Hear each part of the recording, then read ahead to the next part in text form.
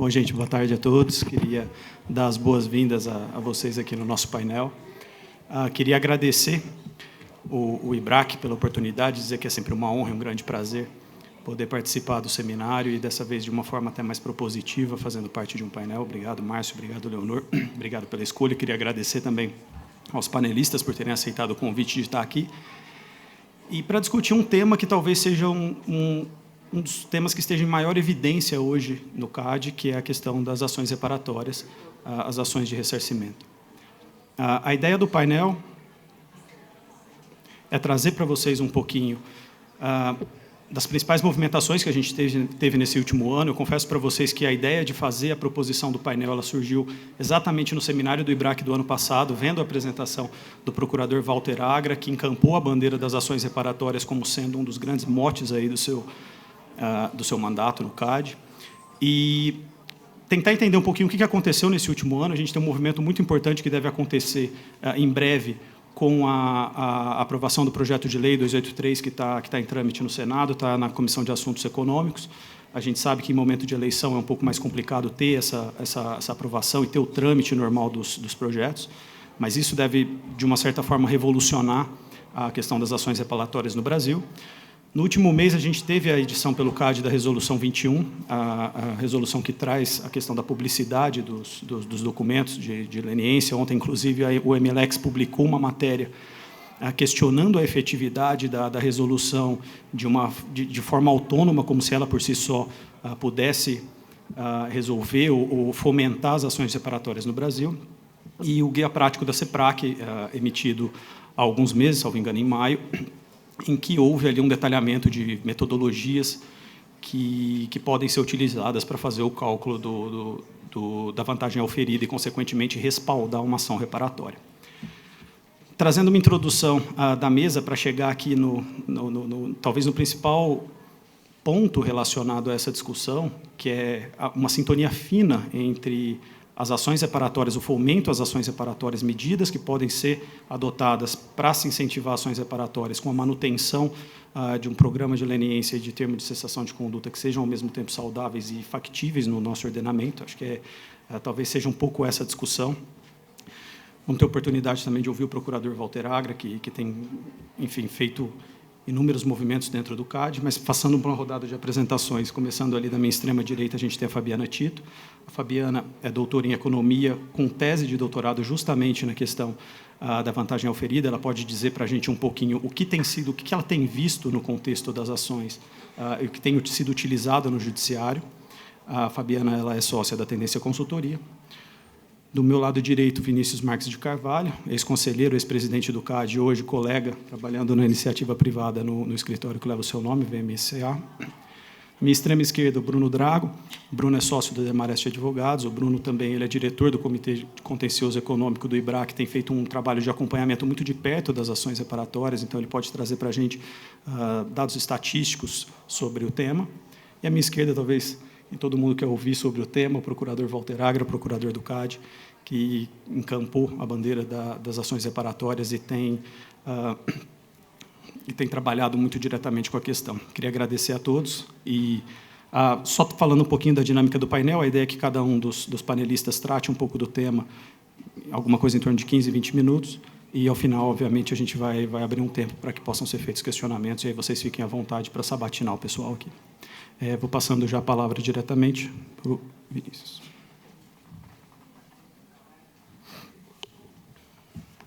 Boa tarde a todos e todas. Queria, antes de mais nada, agradecer ao Marcos pelo convite. Acho que a ideia de debater esse tema ela é super relevante no momento que a gente está vivendo hoje no Brasil. Vou falar um pouco do porquê que eu acho isso. E acho que o IBRAC, com essa discussão, cumpre o papel relevante de trazer à tona a necessidade da gente refletir um pouco sobre isso que a gente chama normalmente de enforcement privado.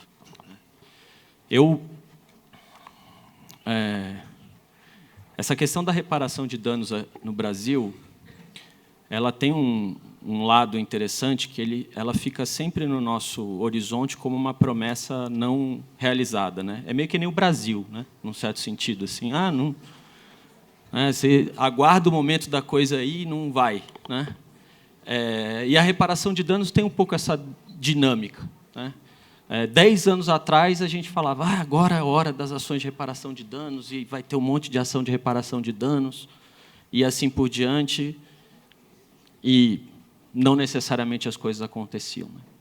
Foram feitas algumas ações de reparação de danos no Brasil, a gente tem ações de reparação de danos no Brasil, né? Mas nunca houve uma discussão muito profunda, na verdade, sobre o que precisa ser feito para essas ações, de fato, terem um papel relevante no enforcement de antitruste no Brasil. Porque, pelo menos da minha perspectiva, e aí eu acho que, enfim, o cachimbo entorta um pouco o lábio, eu ainda raciocino muito a questão da reparação de danos a partir da visão que eu tinha quando eu estava lá no CAD, né? Para mim, ela só faz sentido em termos de ser estimulada e garantida no Brasil, primeiro, se ela, de fato, for capaz de funcionar não só para garantir a reparação de danos, mas ela também ter o seu efeito dissuasório para evitar que condutas anticompetitivas apareçam, notadamente cartéis, né? Eu acho que, enfim, essa é uma premissa básica, né? Estimular ações de reparação de danos no Brasil, em que, de algum modo, dependendo da forma como isso for feito, da forma como isso for processado pelo Poder Judiciário, de maneira que a consequência seja diminuir a capacidade do órgão de defesa da concorrência combater cartéis, porque, eventualmente, você pode ter uma diminuição do número de leniências e coisas desse tipo, não acho que seja uma aposta correta de se fazer, né? Se a gente estiver diante desse risco, eu acho que a gente tem que tomar muito cuidado. E também porque, quando a gente fala de enforcement criminal e de enforcement civil, né, num certo sentido, a gente também está falando de abrir mão um pouco, né, vou colocar bem entre aspas, né, uma espécie de delegação para a composição da política antitruste no Brasil, abrigar outros atores e outros agentes que não só o CAD, né? O CAD passou por uma centralização de funções nos últimos 5 anos, né, com a nova lei, na medida em que vieram as competências da CA e da SDE, e todo mundo viu, eu acho que não é surpresa para ninguém, o quanto de avanço se obteve por conta dessa centralização, né? As próprias políticas de negociação de acordos, a própria política de leniência, a capacidade que o CAD desenvolveu para julgar muitos casos de conduta anticompetitiva em relação ao que era no passado, demonstram que esse tipo de centralização na mão de um órgão, de uma parte relevante da política de defesa da concorrência, para não falar da parte de advocacy, que fica na mão da CEPRAC, fez com que o CAD conseguisse ser mais eficiente e mais efetivo. Óbvio que tem muita coisa para ser feita, a gente sabe disso, mas ninguém nega que esse salto aconteceu. Então, há um cuidado muito grande, né, em como fazer para lidar com questões relacionadas ao enforcement criminal e questões relacionadas ao enforcement de reparação de danos, né? E a segunda questão, eu já mencionei, é que, de fato, as ações de reparação de danos sirvam para reparar dano, não para prescreverem, né? Não para que simplesmente haja uma discussão infinita no Poder Judiciário sobre a quantificação do dano, isso e aquilo, e, no final, acaba não tendo reparação nenhuma, né? Acho que essas são as duas premissas básicas que eu acho que a gente precisa lidar nessa discussão. Aqui, nesse primeiro slide, é claro que assim as datas são diferentes, enfim, não é um slide, não é uma comparação perfeita entre o que acontece no Brasil e o que acontece nos Estados Unidos, mas aí é só para vocês terem uma ideia, e eu reforço um pouco. Bom, esse dado do Brasil de 96 TCCs foi até 2014, porque foi até onde eu consegui achar também os acórdãos proferidos, né, em ações de reparação de danos. Mas, se a gente puxar esse dado para hoje, enfim, tem mais de... Acho que tem uns 2 bilhões de reais aí em acordos negociados nos últimos... de 16 para cá, né, de 2015 para cá. Mas notem que 1/3 do valor arrecadado em termos de reparação de danos nos Estados Unidos decorreram de ações que não se originaram de investigações de órgãos públicos, né? Ou seja, ações que detectaram condutas anticompetitivas, né, enfim, e geraram esses tipos de reparação e, eventualmente, depois disso, acabaram se tornando casos a serem investigados pelo DOJ ou pelo FTC, né? Bom, algo que todo mundo conhece, talvez, assim, mas só para sistematizar, os riscos que a gente lida em relação ao acordo, à política de leniência. Aqui acho que tem 2 conjuntos de situações, né?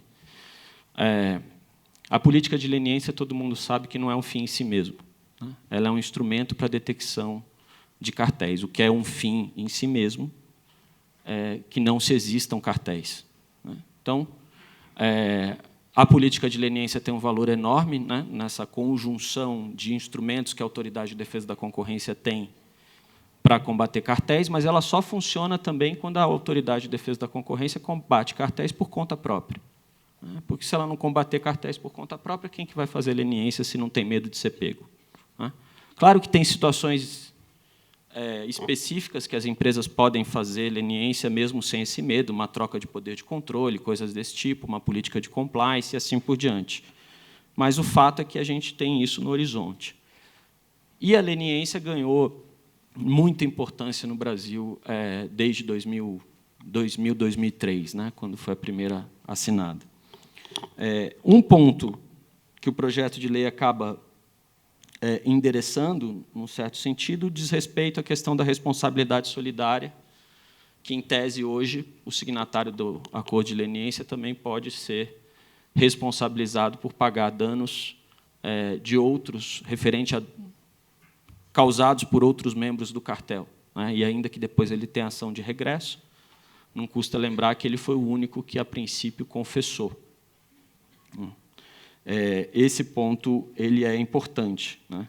E aqui também tem uma discussão interessante quando a gente olha para o Código de Defesa do Consumidor, porque tanto a responsabilidade solidária como a cobrança duplicada dos danos, né, double damages, estão previstas no Código de Defesa do Consumidor, elas estão previstas para consumidores, né?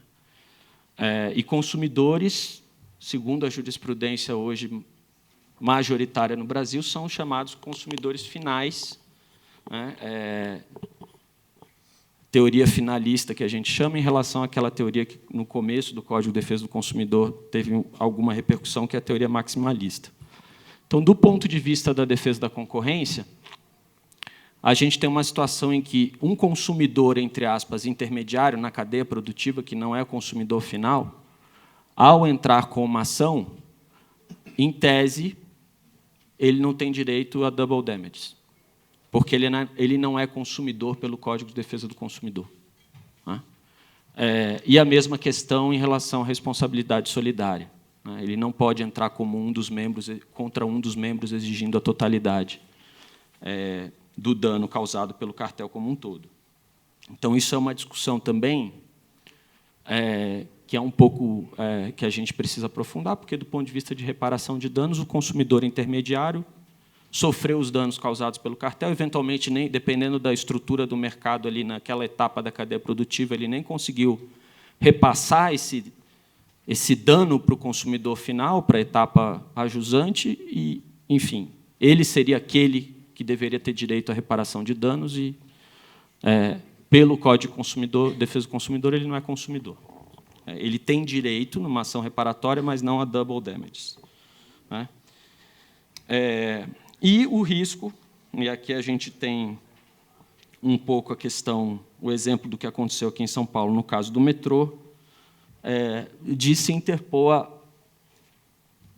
a ação de reparação somente contra o signatário do acordo de leniência, né, Leonor? Que, por acaso e por óbvio, foi aquele único que confessou a conduta, né?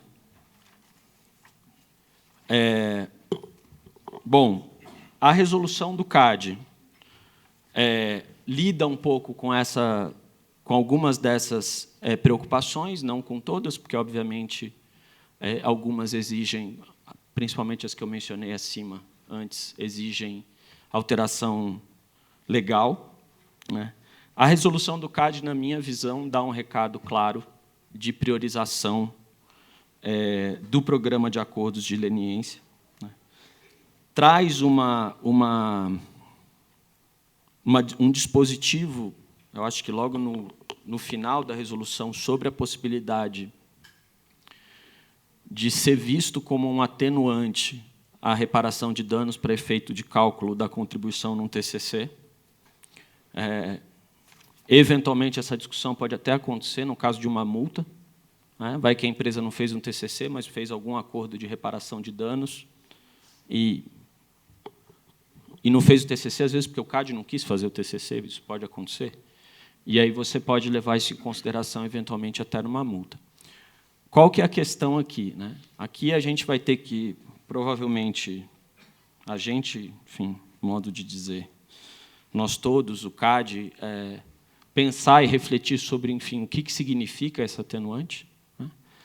Porque o dano gerado é levado em consideração para o cálculo pode ser levado em consideração para o cálculo da multa, mas ele não é coincidente com a vantagem oferida, né? Não são coisas sinônimas, em tese não são coisas sinônimas, e, portanto, a discussão sobre qual o tamanho desse atenuante, como que isso vai ser levado em conta, considerando que, muitas vezes, a reparação de danos é muito maior do que a multa que é aplicada pelo CAD, tende a ser bastante maior, bem maior que a multa aplicada pelo CAD em algumas situações, essa discussão ela vai aparecer com certeza, né? E, na resolução, a gente tem também a questão das situações em que o CAD abre ou deve abrir mão do sigilo de documentos relacionados ao acordo de leniência ou aos TCCs.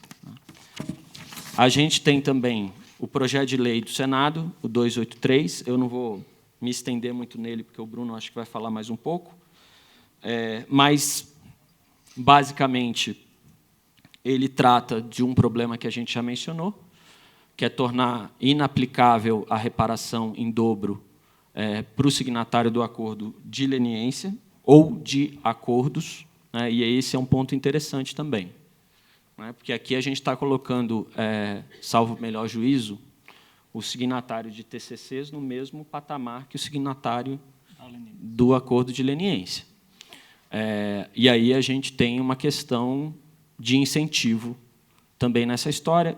Eu não acho que é um problema, porque eu acho que a política de acordos do CAD ela dá incentivos suficientes para que se faça um acordo de leniência em detrimento, em relação a um TCC, mas essa questão ela pode aparecer em algum momento, a depender de como fica o enforcement público também, né? E aqui, para vocês terem uma ideia, olhando um pouco para o projeto de lei, né? Os dois problemas que o projeto de lei tenta resolver para estimular a reparação de danos, e o que já tem, em termos de desenho institucional, nos Estados Unidos e na União Europeia, em termos de procedimentos, conceitos já consolidados em relação à questão de reparação de danos, a gente nota que há alguns avanços ainda a serem feitos, mesmo após a aprovação do projeto de lei que, enfim, a gente espera, obviamente, que ocorra, né? Então, eu não vou passar por cada uma dessas, porque, senão, eu vou estourar muito o meu tempo, né? Mas acho que alguns pontos são interessantes de serem levantados, né? Primeira questão do prazo prescricional, né? No Brasil, em tese, a prescrição se calcula a partir do evento, do dano gerado, né? Não há uma jurisprudência consolidada no sentido de dizer que é a partir da cessação da conduta, que normalmente aconteceria, por exemplo, com uma busca e apreensão, uma descoberta de um cartel, e não necessariamente a partir do conhecimento da vítima sobre o dano causado, né? Então, a rigor, você pode ter um caso, uma prescrição, começando a contar a partir do último momento que se detectou o dano, a última prova de que o dano aconteceu, e se a autoridade descobriu isso 4, 5 anos depois, quando ela descobriu, já está prescrito, né?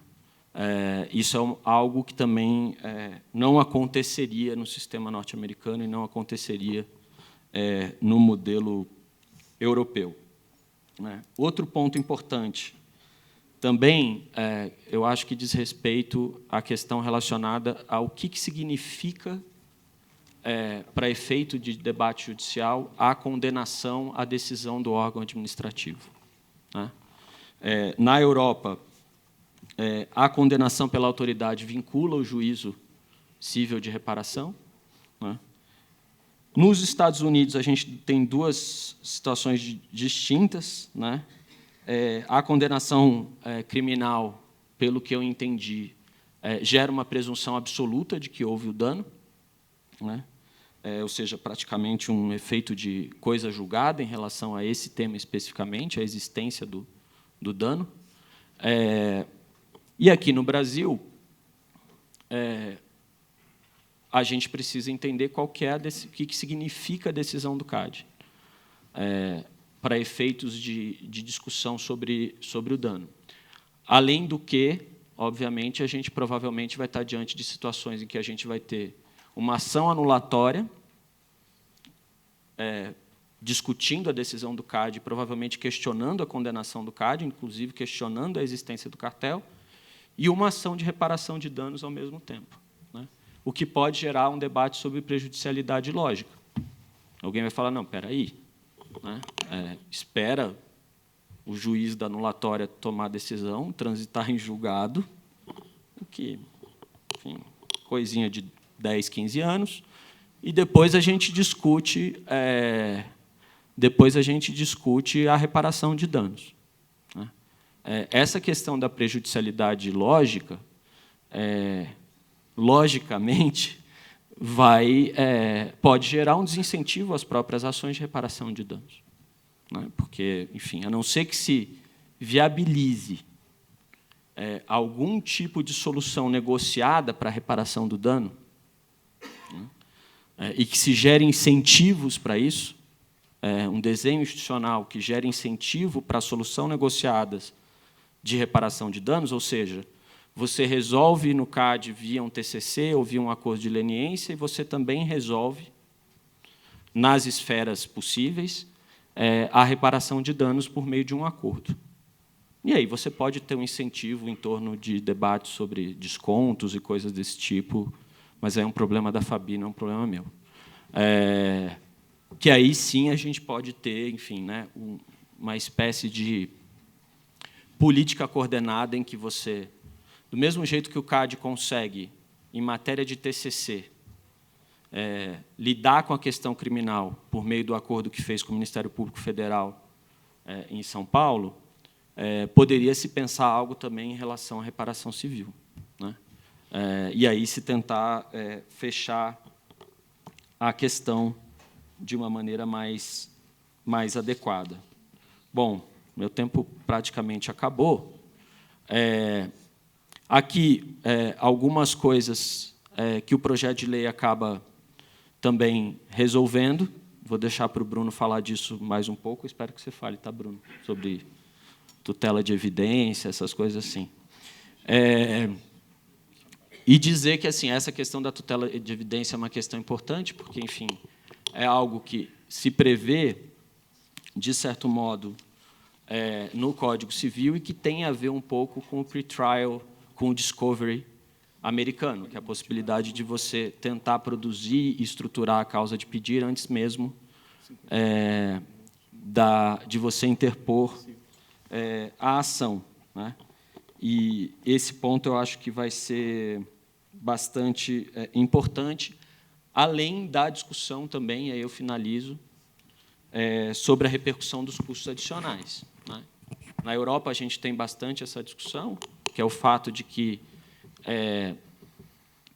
quando que o consumidor indireto, no caso, aquele consumidor final, pode entrar com uma ação de reparação de danos, ele tem o ônus de provar que, embora ele seja o consumidor indireto, ou seja, teve um consumidor intermediário ali, ele sofreu o dano, né? E o consumidor intermediário, quando entra com a ação, o ônus da prova se inverte um pouco, e é o demandado que tem que dizer que ele repassou o dano para o consumidor final, digamos assim, ou para um consumidor ajusante. Esse debate no Brasil ele aparece um pouco nas discussões das ações de reparação de danos, mas a gente ainda não tem uma decisão, um direcionamento consolidado sobre isso. Enfim, são muitos temas. A minha preocupação maior em relação a todos eles, de uma maneira geral, assim, sendo muito honesto com vocês, é que, assim, do ponto de vista do law in books, vamos dizer assim, é bem possível você fazer um desenho institucional com uma estrutura de incentivos adequada que dê conta de viabilizar as ações de reparação de danos, de viabilizar sem comprometer o enforcement público, em conjunto com o enforcement criminal. A minha preocupação maior é com a lei em ação, né? Com o que isso vai acontecer quando a gente tiver discussões no judiciário sobre esse tema e que impacto que essas discussões vão ter sobre o enforcement público na prática, no cotidiano. O que vai demandar, provavelmente, das autoridades de defesa da concorrência, principalmente do CAD, um esforço, né, que já existe no âmbito da relação criminal, com o enforcement criminal, um esforço de coordenação, né? E vai ser um esforço de coordenação difuso, porque essas ações de reparação de danos vão acontecer em vários locais do Brasil, inclusive justiça estadual e assim por diante. Então, esse é um tema que eu acho que a gente ainda vai ter muito pano para a manga, muita discussão para fazer nos próximos anos, e espero que sejam discussões positivas e que agreguem na evolução do combate a condutas anticompetitivas no Brasil. Obrigado.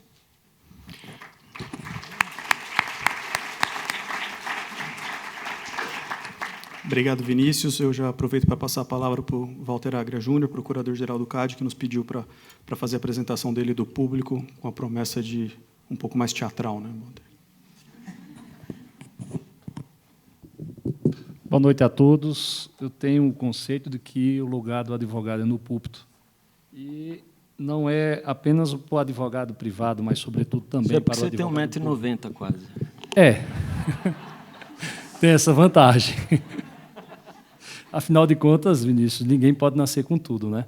Se Deus lhe presenteou com a inteligência, me presenteou um pouco com uma estatura maior, pelo menos isso. Boa noite a todos. Gostaria de agradecer esta oportunidade de estar aqui novamente neste auditório com uma plateia tão seleta. Vocês realmente são as pessoas que fazem o direito concorrencial do Brasil. Esse evento aqui é mais do que um evento, é uma forma também de congraçamento entre todos nós. Para hoje, nos cabe falar um pouquinho sobre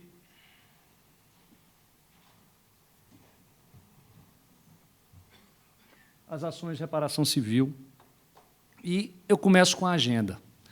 Aqui na agenda, para agora, pretendo enfocar a introdução, os seus pressupostos, o panorama, as dificuldades, a questão da decisão do STJ e também da Resolução 21/2018 sobre acesso aos documentos, a legitimidade do CAD para a propositura das ARDCs, oportunidade e vantagem da proposta, conclusão e também os casuísmos, que talvez seja o ponto central para este enfrentamento que há de ser feito hoje.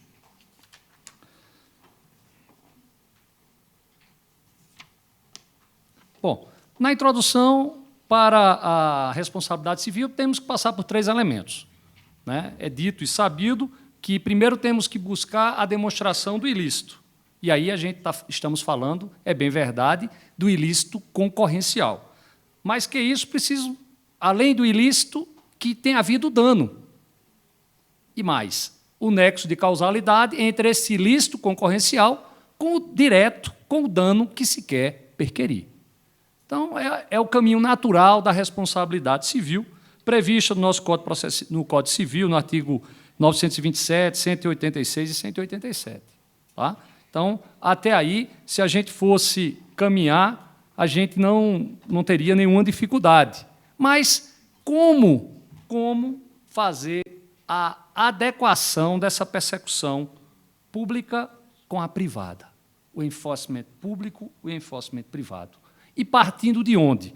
Bom, o ponto de partida, o suposto, é o artigo 47 da nossa lei, que repete o artigo, salvo engano, o artigo 29 da lei anterior. Portanto, o que se tem a possibilidade das ARDCs, já temos mais de 20 anos, mas penso eu que apenas agora, diante das circunstâncias que ocorreram este ano, penso que agora sim o tema está maduro para sair do papel e buscar um impulsionamento maior. E isso eu exploro um pouquinho mais à frente.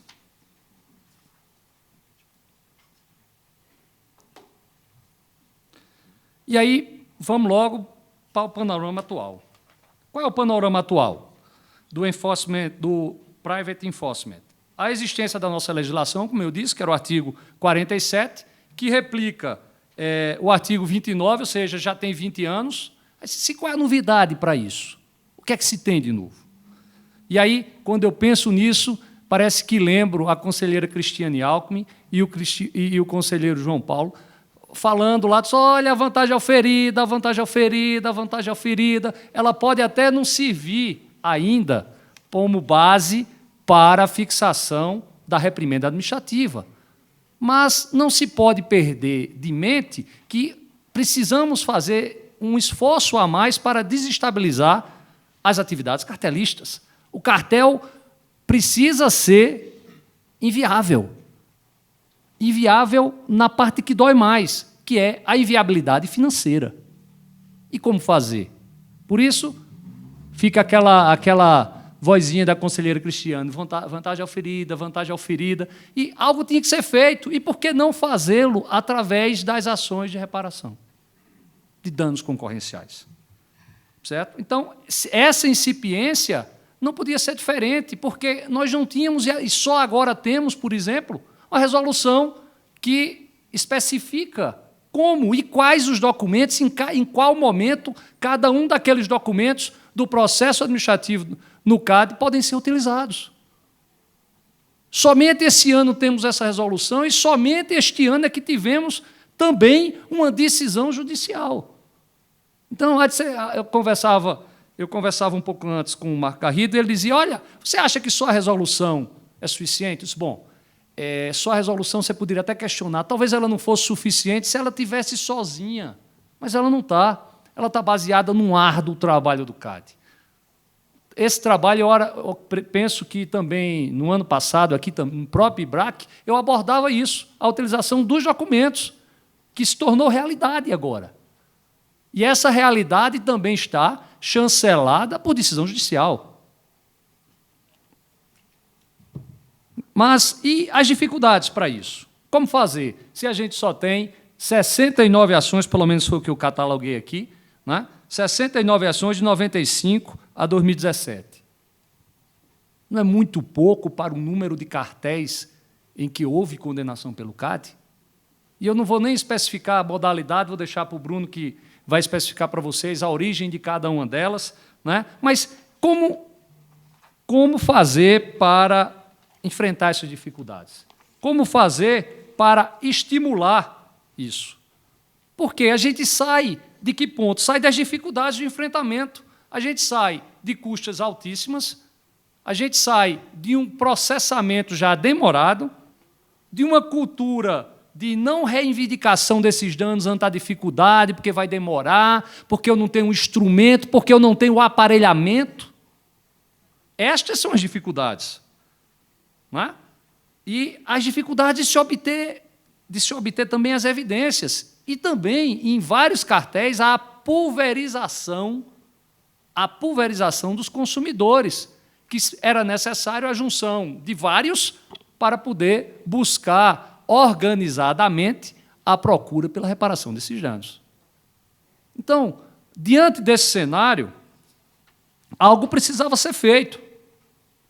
E algo precisa ser feito. E aí eu trago a Resolução 21, que estabelece os momentos para uso de cada um dos documentos constantes dos autos, inclusive a especificação dos documentos que não podem ser utilizados, e também esta decisão do ministro Belize, que o contencioso do CAD conseguiu esta adequação até no embargo de declaração, e nós que somos operadores do direito sabemos muito bem da dificuldade de fazer a consignação de um tema desse no embargo de declaração com efeito infringentes, né? E aqui gostaria de registrar o esforço pessoal para isso também do procurador Lucas Pinto, que trabalha conosco na coordenação do contencioso no CAD. E o que é que a gente registrou aqui? Registra-se aqui o seguinte, no verbete 3, o assistente admitido traz considerações relevantes quanto à inadequação da utilização do envio do relatório circunstanciado pela Superintendência Geral ao presidente do Tribunal Administrativo como marco temporal do termo ad quem do sigilo, as quais são acolhidas para estender o sigilo até a prolação do acordo pelo Tribunal Administrativo. E é inviabilizar, absolutamente inviabilizar, se esse registro não tivesse sido feito. E ainda, após a decisão do Tribunal Administrativo, sabemos nós que informações como histórico da conduta, como o segredo industrial ou negocial, ainda assim não podem ser disponibilizados. Porque a finalidade dessa disponibilização não seria buscar uma reparação ou instrumentalizar uma reparação, e sim violar uma norma básica de concorrência.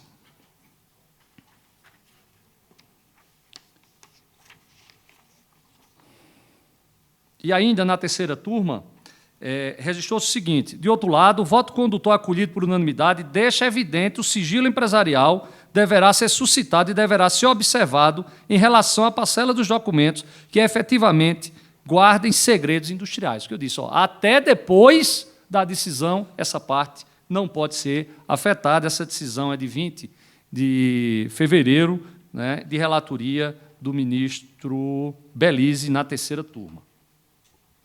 Bom, se temos como utilizar os documentos, se o ato ilícito causa o dano, se demonstra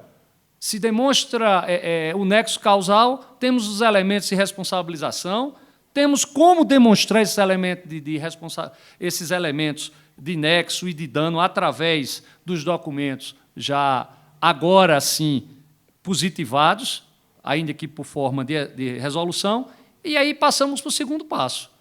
E o CAD teria legitimidade para propor as ARDCs? E em sendo afirmativa essa pergunta, ou melhor, esta resposta, seria de forma geral, ampla e restrita? Creio que não. A legitimidade para isso, ela decorre do artigo 47, tá, que faz menção ao 82 da consumerista, que também no 81 atribui esta mesma autorização para a administração pública direta e indireta. Tem-se ainda essa mesma previsão legal e específica no artigo 5º, inciso 4º da Lei da Ação Civil Pública e também na nossa lei concorrencial, também no artigo 15º.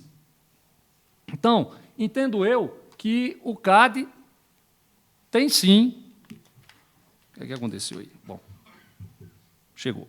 Que o CAD tem sim legitimidade para tanto. E essa legitimidade vem sendo empreendida, inclusive, por outras autarquias, como, por exemplo, o INCRA, né, o IBAMA, que vem vem propondo essas ações de reparação de dano, né, sobretudo IBAMA, o dano ambiental, né, e essa legitimidade tem sido ratificada já de forma quase unânime pelos tribunais, inclusive com várias decisões do STJ. Então, para o fomento dessas ações de reparação pelo CAD, precisa de quê? Primeiro, disciplinar o acesso aos documentos. Já foi feito. Segundo, salvaguardar a confidencialidade nos casos que comprometeriam o sucesso das investigações, nos casos que ameaçariam o êxito dos programas de leniência e de TCC. E aqui, queria deixar bem claro para que não se confunda. A proposta da Procad é acionar os cartelistas condenados pelo CAD, como forma de fazer cumprir a decisão do CAD. Ou seja, em outras palavras, só vão ser demandados pelo CAD, como parte passiva, no polo passivo, aquelas pessoas físicas ou jurídicas que forem condenadas pelo CAD. E por que faço questão de registrar isso? Faço questão de registrar isso para deixar bem claro que o leniente, o acordante no TCC, eles não vão ser condenados pelo CAD. A Procad não pode tomar uma iniciativa de ajuizar qualquer demanda contra estes, porque o que a Procad vai buscar fazer é fazer cumprir a decisão do tribunal. E se o tribunal não os condenou, como poderia eu ou a Procad acioná-los? Então, é impossível. Ah, mas a responsabilidade é solidária. Ah, tudo bem, mas eu entendo que não se trata de caso de litisconsórcio necessário. Não sendo litisconsórcio necessário, o autor pode optar se vai processar alguns ou todos. E, nestes casos, o entendimento da Procad é de forma a cumprir a decisão do CAD. Se na decisão final do CAD as partes ou as pessoas não forem condenadas, elas não serão processadas pela Procad. Simples. E esse entendimento é um entendimento que decorre de um estudo já de alguns meses com o procurador Antônio Salmeirão e a procuradora Amanda Rafaela Vidal de Negreiros, que aqui também está presente, que engloba o grupo de estudos da Procad nesse assunto. Então, é o registro que queria deixar. Outra, o terceiro fato aqui, assegurou o acesso a alguns dos documentos, como já falava, a resolução e a decisão judicial. E aqui, lembro um detalhe a mais. É que a resolução do CAD também cria incentivos aos compromissários e aos infratores para reparação civil, judicial ou extrajudicial, por danos causados por infrações à ordem econômica. Ora, é um caminho sem volta a reparação civil, gente. Por quê? Porque estabelecemos quando e em que situações, por fase processual, que os documentos podem ser utilizados. Por outro lado, estabelecemos que essa responsabilização já pode se dar administrativamente em sede de TCC e de leniência. E aqui gostaria de ressaltar e enaltecer o trabalho do nosso superintendente-geral, Alexandre Cordeiro, que já em mais de um caso, já está na fase final de homologação do TCC, já incluiu a indenização com as partes já tendo aceito. Estamos, repito, não vou tecer maiores detalhes, diante do termo que foi assinado hoje, meu presidente Alexandre Barreto, e guardando o sigilo que o caso requer, mas, tão logo seja homologado, os senhores vão saber, pelo menos neste ponto de reparação, já não está havendo mais dissonância. E aí pergunto, se essa reparação pode ser feita administrativamente, por que não judicialmente para aqueles, ou com aqueles que não quiseram transacionar com o CAD? Por isso, é possível fazê-lo administrativamente e não é possível fazê-lo judicialmente? Depois de uma condenação? Se é possível fazer sem condenação, por que não fazê-lo após uma condenação? É simplesmente buscar a defesa da decisão do CAD.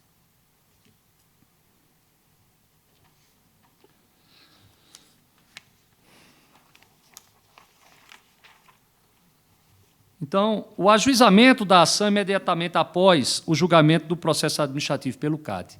Queria deixar bem claro que a Procad não vai sair buscando os cartéis anteriores, buscando processar a toque de caixa, não. Cada um dos casos vai ser apresentado previamente ao tribunal, que vai analisar se é o caso. E quando a Procad vai apresentar para todo e qualquer cartel doravante, não. para todo e qualquer cartel cujos os prejudicados sejam tenham ameaçado seus direitos difusos, ou seja, que seja de difícil identificação os prejudicados. Por quê? Porque o CAD, tampouco a PROCAD, pode vir a substituir a atividade advocatícia dos escritórios. Outro dia teve um caso e uma pessoa me perguntou: por que você não começa com este? Ora, já tinha sido condenado nos Estados Unidos, na Unidade Europeia, no CAD. Está perfeito. Mas os prejudicados são duas empresas, uma delas até multinacional, e aí eu vou promover a defesa dela? Se ela teve acesso a tudo nos autos? Bom, talvez não seja esse o caminho. Eu entendo que não é o caminho. Então, quando se fala em ação de reparação de dano concorrencial, não se entenda que a PROCAD vai defender as empresas, não. Há as hipossuficientes que possam ser violadas ou lesadas, estas sim. É neste cenário que a PROCAD pretende apresentar ao tribunal para que o tribunal venha analisar e, analisando após a condenação, em sendo deferido, aí sim há de ser feito o ajuizamento. Então, que fique esse outro registro. As ações não serão propostas aleatoriamente. Para cada caso, iremos propor ao tribunal, e se o tribunal decidir, depois de condenar, que deve ser buscado a reparação, aí sim.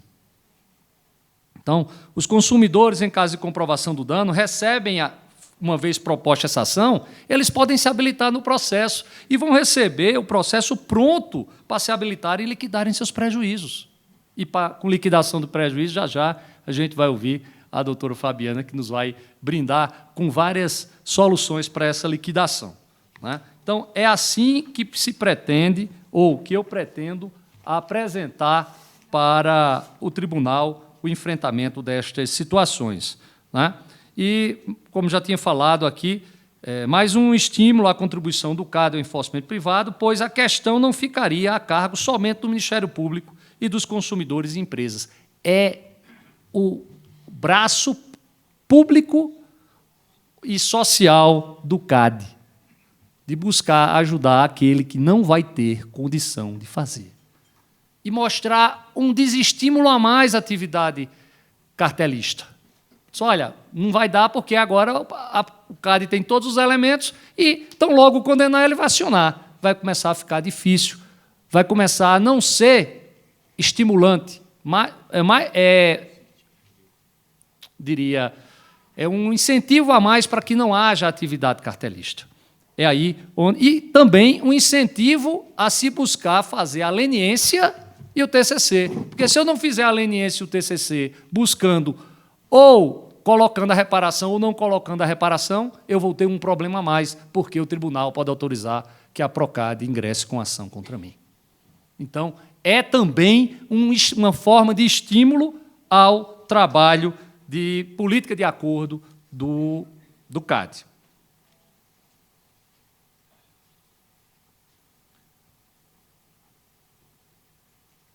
Não é mais? Foi, agora vai. Então, só arrematando, essa ação vai buscar o cumprimento integral da decisão do CAD, vai passar também e necessariamente pela análise do tribunal e, se o tribunal autorizar, por óbvio, né, a ação será ajuizada. E, por fim, eu queria reiterar apenas 3 pontos. Primeiro, a regra de ouro da política de acordo do CAD. Quem colaborou não pode ficar em situação igual ou mais desfavorável que é a situação de quem não colaborou. Disso não podemos tirar o foco. Certo?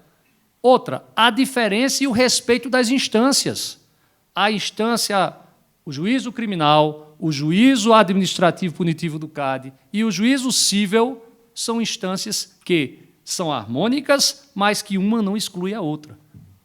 Por isso, a viabilidade também das ARDCs, né?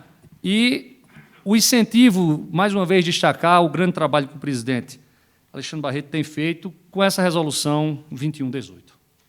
Né? Eu apresentava esse problema no último IBRAC aqui, e aqui, com um estudo que tinha sido feito também pela doutora Amanda Taide, hoje assessora do Ministério Público, nos prestou também valoroso trabalho, mas que, com essa resolução, a gente tem aqui o ponto central para empreender e startar, de uma vez por todas, as ARDCs. Eram esses esclarecimentos que gostaria de fazer, me resguardando para, ao final, em sendo necessário, enfrentar os questionamentos que a mim sejam dirigidos. Obrigado.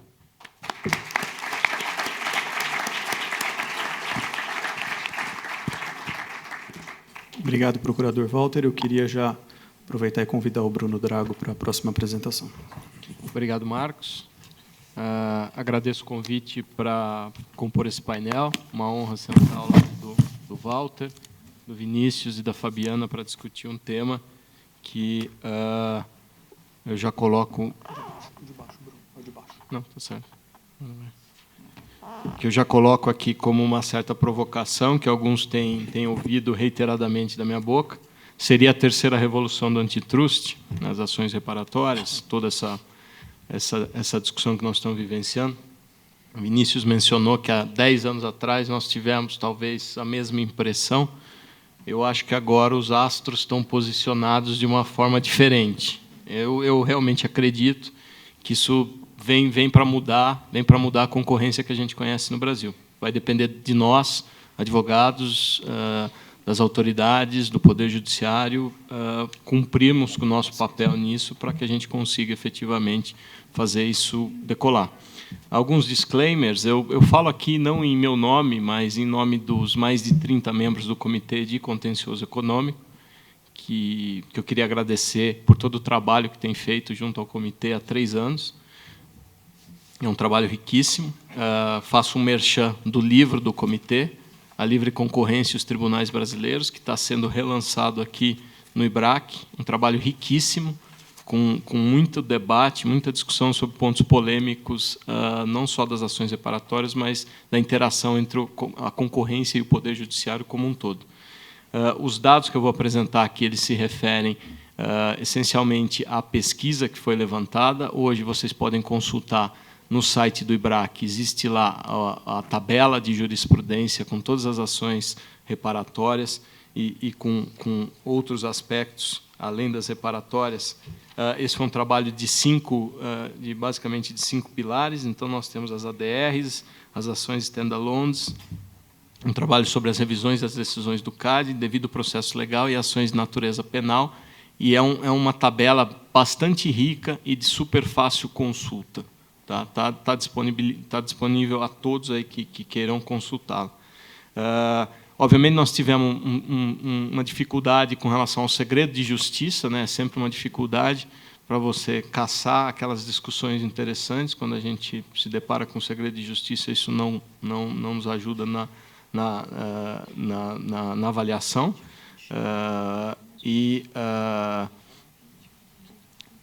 Obviamente, a gente tenta buscar todas as discussões que estavam no judiciário, mas algumas coisas podem ter ficado fora. Obviamente, isso aqui representa as minhas ideias e as ideias de alguns membros do comitê, que, de uma forma institucional, tentam aqui debater política antitrust, política concorrencial, a melhor forma de se dissuadir violações à livre concorrência e estimular as ações reparatórias de uma certa maneira. Então, alguns dados que são bastante interessantes aqui. Quando a gente olha as ações de reparação de dano, aqui nessa análise quantitativa, a gente vê uma concentração muito forte dessas ações, quando a gente olha a segunda instância aqui, obviamente no Tribunal de Justiça de São Paulo e no Tribunal de Justiça de Minas Gerais. Alguma coisa nos outros tribunais, 10 casos ali no STJ, e, obviamente, esse trabalho ele só olhou, dos fatores da metodologia foi, obviamente, a análise só a partir da segunda instância. Até por isso, a gente tem algumas divergências com relação à própria metodologia que o CAD utiliza, né? Ele tem uma metodologia diferente da nossa, portanto, resultados diferentes também. Mas quando a gente olha aí os números dos processos, a gente tem ali 91 processos transitados em julgado, 35 pendentes de julgamento, 1 em segredo de justiça. E mais interessante é ver que 86 desses 127 processos se referiam a cartel, cláusulas de unimilitância, 14 deles, abuso de poder econômico em geral, isso aparece muito nas pesquisas, 11, e aumento arbitrário de lucro, 6, e assim sucessivamente os números que a gente apresenta ali. É interessante olhar também que das ações reparatórias, nós temos 37 que são decorrentes de ações de processos administrativos no CAD, e outras 90 que não são decorrentes disso, foram ações que foram apresentadas diretamente no Poder Judiciário. Quando a gente olha esses números, quando a gente abre os números relacionados ao follow-on litigation, aqueles casos que nasceram decorrentes do CAD, nós temos ali 31 casos de cartel, 3 de abuso de poder econômico e 3 com outras matérias. E quando a gente olha os 90, a maioria, novamente, são os cartéis, 55, abuso de poder econômico, 8, militância, 13 e outros 14. Mas é interessante ver que tem muita ação que é diretamente proposta no judiciário sem uma pré-discussão no CAD. Isso tem alguns efeitos para a gente discutir depois. Quando a gente olha as ações reparatórias só com relação a cartel, mais especificamente, obviamente você tem os 31 casos que nós levantamos, você tem cartéis bastante conhecidos com processos julgados pelo CAD, vergalhões, gases, compressores, tubos catódicos, cimento. Mas é interessante olhar o número também das condenações do tribunal em casos de cartel, né, para até comparar com os números que nós temos. Então, dentre as 86 ações analisadas, isso de 94 a 2017, 31 se relacionam com esses processos do CAD, sendo que nós tivemos aí, num período bem mais recente, só pegando 2012 a 2017, 62 condenações. Então, esses números mostram um pouco a disparidade que existe, ou a incipiência do private enforcement ainda no Brasil, né? São os desafios que nós temos. Ainda na linha das estatísticas, aí, entre 2012 e 2017, o CAD julgou pouco mais de 200 processos administrativos, em geral, para apuração de violações à ordem econômica. Decisões de condenação foram em 130 desses casos, né? E aí, quando a gente olha mais recentemente, os últimos 3 anos, foram 98 casos, sendo 67 condenações, tá? Dentre as quais 33 por cartel. Então, se a gente pegar só as condenações de cartel nos últimos 3 anos, ela já é maior, o número já é maior do que todo o período de 94 a 2017 das ações reparatórias decorrentes de follow-on litigation. De novo, para mostrar a incipiência do tema e que tem muito trabalho a ser feito aqui. Tá? E aí algumas das maiores condenações de cartéis nos últimos 3 anos. Isso nos leva a algumas conclusões, né? A primeira delas, eu acho que eu já repeti 2 vezes aqui, mas é a incipiência, efetivamente, dessas ações indenizatórias, da frente ao número das condenações efetivas do CAD. Super interessante avaliar que a maior parte das ARDCs que envolvem cartéis, elas prescindiram de uma discussão prévia no CAD. Então, é uma discussão direta no Poder Judiciário. Isso só mostra a necessidade que nós temos de nos aproximarmos dos 2 lados, tanto da prática privada quanto das autoridades do Poder Judiciário. Com relação ao valor probante de uma decisão, que é um tema que o Vinícius trouxe também, a existência dessas ações proferidas pelo CAD, obviamente, ela é bastante considerada para fins de convencimento dos magistrados, o que mostra que ela tem um efetivo e significativo valor probante perante essas discussões no Poder Judiciário. Com relação à intervenção do CAD nas ações de reparação de dano, a gente vê que isso, em apenas um desses casos que foram levantados, houve a intervenção do CAD por questões específicas. Obviamente, todos sabemos das limitações de recursos que o CAD sempre teve, mas aqui eu deixo a pergunta, né? Quer dizer, a justificativa é que se trata, obviamente, de uma relação entre privados. Mas quando a gente olha que tem muita discussão de cartel, 55 casos de cartel que estão sendo discutidos diretamente no Poder Judiciário, não seria o caso de haver maior interação das autoridades com o Poder Judiciário? Uma perspectiva que nós tivemos nessa revisão toda, aí, que mais amplo, não só falando de ARDC, é que, muitas vezes, o enfoque do Poder Judiciário é um enfoque privatista. E isso acaba por trazer decisões diferentes dos princípios que são adotados pelo CAD, mas que, ao final do dia, retroalimentam a discussão do CAD.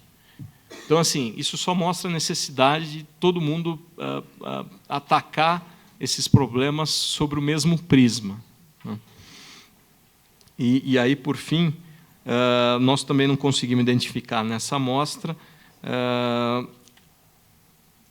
que essas ações reparatórias tenham efetivamente surtido efeito nas decisões do CAD. Obviamente, aqui, o momento da propositura dessas demandas influenciou nisso, mas também é algo a se observar aí para o futuro, né? Aí alguns desafios, né, das ações reparatórias de danos a cartel.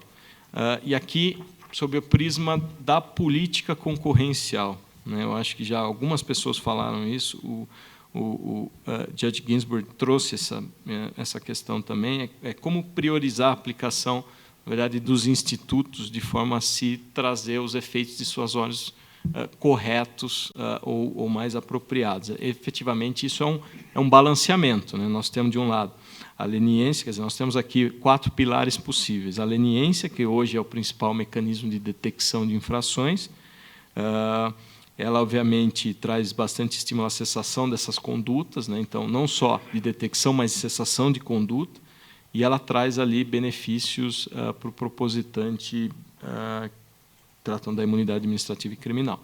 Do outro lado, nós temos o TCC, que ele não necessariamente se trata de um mecanismo de detecção, não se trata de um mecanismo de detecção, mas muito mais focado num instrumento de economia processual e, eventualmente, de cessação da própria conduta, né?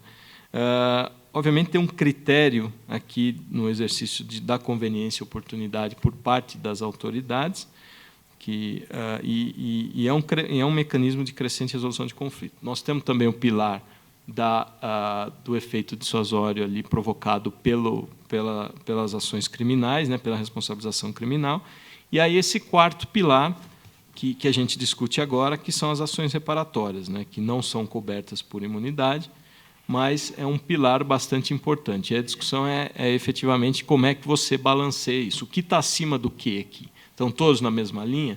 Tem um acima do outro aqui? Como é que a gente trata? Eu acho que esse é o grande desafio, esse é o debate, e é isso que eu acho que essas novas resoluções, projeto de lei, tentam, de alguma forma, equilibrar. Tá? Falando de algumas barreiras, aí a entrada, por assim dizer, né? A gente está tão acostumado a esse termo, barreiras à entrada, então vamos trazer isso para o cenário das ARDCs, né? O que a gente consideraria essas barreiras à entrada. Eu acho que o primeiro, Vinícius já tocou nele aqui, é um tema super relevante, que é a prescrição, né? O termo ACO e o próprio termo do prazo prescricional. O projeto de lei que hoje se encontra com o senador Armando Monteiro, né? Não sabemos como é que vai ser a tramitação, se será esse ano ainda ou se ficará para o próximo ano. O fato é que, por conta das eleições, isso ficou um pouco parado, mas o fato é que ele traz ali a previsão de um aumento do termo da prescrição de 3 para 5 anos e traz muito clara a definição do termo inicial que se dará com a ciência inequívoca do ilícito, né? Então, ele já esclarece, ele já avança bastante no termo da prescrição, que, na minha visão, é o principal fator pelo qual as ARDCs derraparam ao longo de todos esses anos. Você tem, obviamente, a discussão do cálculo do dano, né, do sobrepreço, e ali o projeto de lei ele traz vamos dizer, um estímulo, entre aspas, para isso, que é o condicionamento do benefício da exclusão da responsabilidade solidária à entrega de documentos que, de alguma forma, permitam a estimação do dano, né?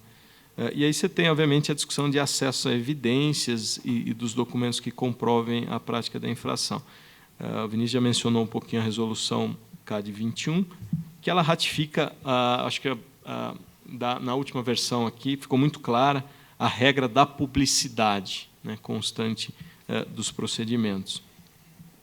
Ela traz as suas exceções. Importante, ela traz a participação do MP nos acordos, que quando o MP participa dos acordos de leniência, ele terá acesso ao histórico da conduta para embasar essas ARDCs, e ali você tem a discussão da conversão desses documentos restritos após a decisão do tribunal em documentos públicos que embasariam as próprias ARDCs. E aí muito se discute, né, sobre acesso a esse tipo de documento, mas, na prática, qual é efetivamente a necessidade que você tem de instruir a RDC com, vamos dizer, as confissões, né, com uma confissão? Isso aqui me parece um pouco falacioso dizer que você precisa disso. Obviamente, facilita o seu trabalho, mas não sei em que medida isso é tão necessário para você ir em frente quando você tem uma condenação forte pelo CAD. Uma pergunta que a gente deve se fazer, obviamente, que é a primeira pergunta que as empresas vão fazer, né? Eu tenho um incentivo financeiro forte para entrar com uma ARDC, né? E aí o projeto ele cria o ressarcimento em dobro, obviamente eximindo o signatário do acordo de leniência e do TCC desse ressarcimento em dobro. E aí você pode ter a discussão, né? Quer dizer, naqueles processos em que eu tenha praticamente todas as empresas, ou a maior parte das empresas, fazendo os seus TCCs, eu teria efetivamente esse incentivo, né? Se ficarem os pequenos não fazendo TCC, eu teria esse incentivo, porque aí cai o meu ressarcimento em dobro. Então, essa é a pergunta, que aí a gente volta para o critério de conveniência e oportunidade da autoridade em firmar TCCs. E aqui a pergunta que fica é, hoje, o critério de conveniência e oportunidade que a autoridade exerce para firmar um TCC será diferente amanhã, quando tivermos ações reparatórias? Acho que é uma pergunta que a gente deve se fazer também. A responsabilização solidária também é importante, ela vem ratificada no PLS 283, e ela exime, na verdade, os signatários do acordo de leniência e TCC. De novo, a discussão aqui de política antitruste do mesmo patamar hoje colocado entre leniência e TCC. Aí aqui uma análise dos últimos 3 anos, né, de alguns TCCs, que é, por essa simples análise aqui, desses casos que a gente pegou, a gente percebe aqui que 1/4 das empresas que compunham o polo passivo firmaram TCC. Tá? Somente 1/4. Então, não parece, quer dizer, nessa amostragem que foi feita, que essa preocupação com relação à conveniência e oportunidade de se firmar TCC possa, de alguma forma, implicar ali no incentivo financeiro que a empresa teria para ir em frente com uma RDC. Obviamente, a gente sempre tem a discussão da longevidade das demandas judiciais, né? E aqui eu acho que, abrindo o palco para debate para os próximos IBRACs e próximos eventos que o IBRAC organiza, seria o tema da arbitragem, né? Trazer a arbitragem para uma reparação de danos é viável, né? O CAD já está fazendo isso em ACCs. Como é que fica a arbitragem no contexto das ARDCs? Né? A questão do valor probatório das decisões. Eu queria tomar um pouquinho mais de tempo aqui na questão do valor probatório das decisões. Obviamente, o projeto ele torna a decisão do CAD apta a fundamentar essa concessão da tutela de evidências. Tá? É sempre uma preocupação entre nós, advogados, a utilização da tutela de evidências, como é que isso vai se dar. Mas eu queria também chamar a atenção para outras questões. Né? Quer dizer, o número que a gente viu de ações que são intentadas diretamente no Poder Judiciário, que decorrem do tema de cartel não discutido na autoridade, nós estamos falando, nessa amostragem que foi feita, em 64%. Tá? E outra questão a se notar também é a questão da revisão das decisões do CAD. Né? Então, quando a gente pega esse estudo que foi feito, a gente tem alguns números ali, que, quando a gente olha especificamente para cartel, de 42 processos julgados, 28 resultaram em revisão de condenação. Estamos falando de um índice de 67% para cartel. Tá? Esse índice, quando a gente coloca mais outros tipos de conduta, ele cai, obviamente, ele chega ali numa base de 50%, que foi o mesmo índice que, em 2010, o SBDP chegou no seu estudo que foi feito, tá? E que, obviamente, como eu disse no início aqui, aplica uma metodologia diferente da metodologia aplicada pelo CAD. Mas, quando a gente tem a possibilidade de reversão da decisão, como é que ficam as ARDCs? Né? Isso a gente já encontra hoje algumas situações no Poder Judiciário e de ações já intentadas com revisão da decisão do CAD, como é que ficam essas ações. Tá? Então, são temas bem relevantes. As regras de tratamento sobre PES-ON, eu acho que a Fabiana vai gastar um tempo aí também falando de PES-ON, então não vou perder muito tempo aqui.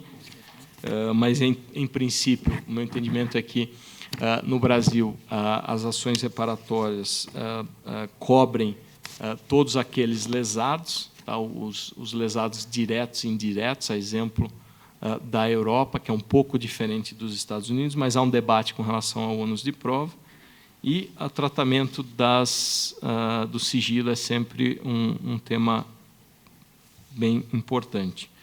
Para terminar, eu não preciso situar aqui, acho que o Walter Agra citou com muito mais propriedade que eu ali a fundamentação para as ações de ressarcimento, mas é importante mencionar que é um sistema tripartite. Né? Nós estamos falando das ações privadas de reparação, nós estamos falando das ações coletivas, e aqui a pergunta se caberia uma aproximação maior com as entidades de classe, tá? Das industriais, setoriais e consumeristas, e as ações civis públicas também aqui no caso dos interesses difusos e coletivos. Então, nós temos que olhar para tudo isso de uma forma integrada. Tá?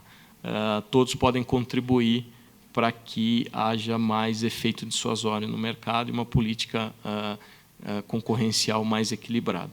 Tá? Acho que era isso que eu tinha para apresentar. Agradeço o tempo.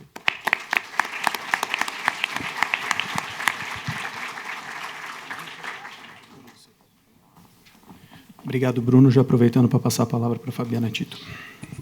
Queria agradecer ao Marcos pelo convite do painel.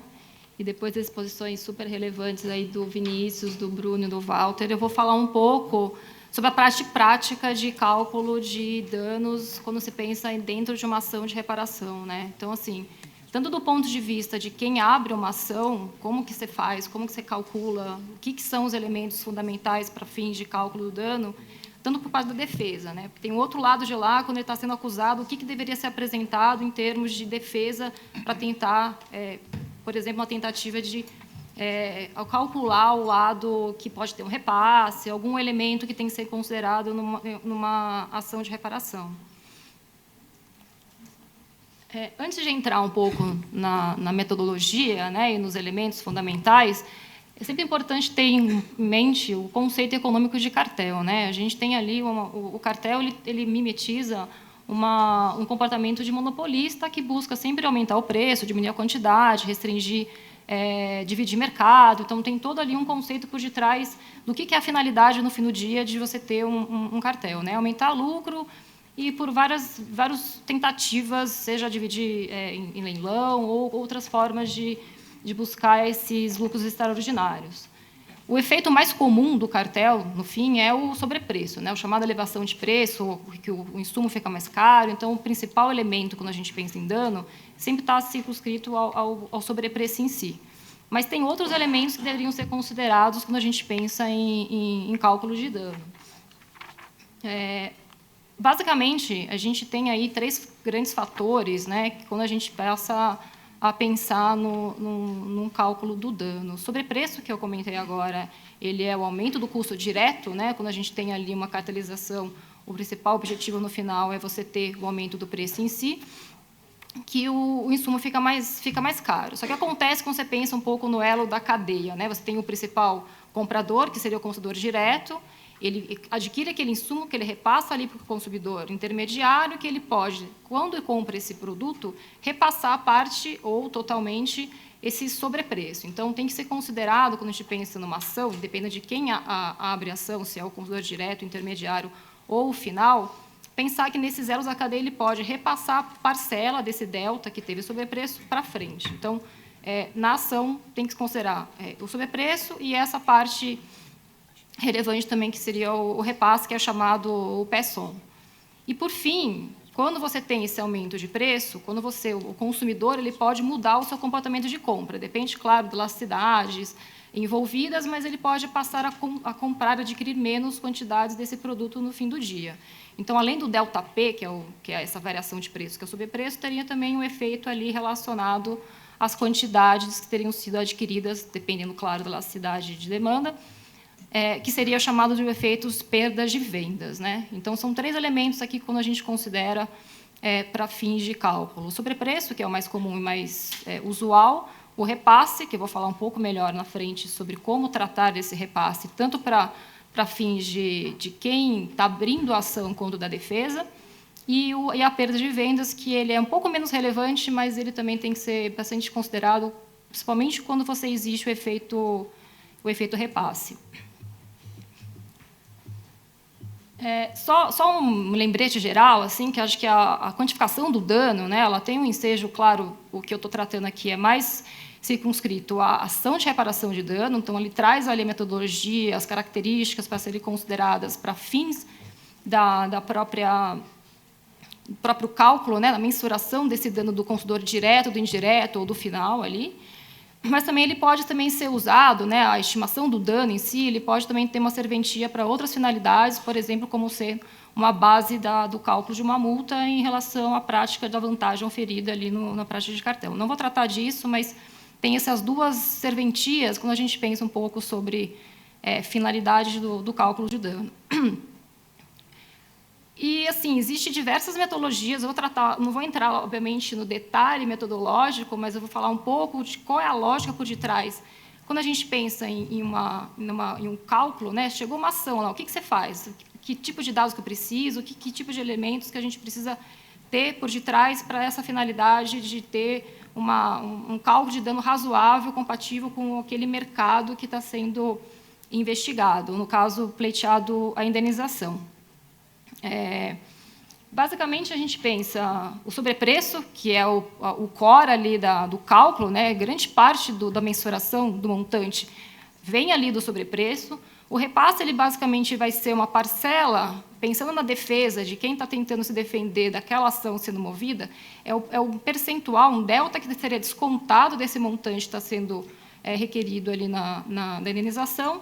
E a perda de venda seria o delta Q, né, que eu comentei, assim, por exemplo, você deixou de adquirir mais produtos do mercado, seria uma adição em relação ao sobrepreço. Então, em termos de somatório, seria o sobrepreço mais a perda de vendas, né, em termos montantes monetários, descontado desse efeito repasse.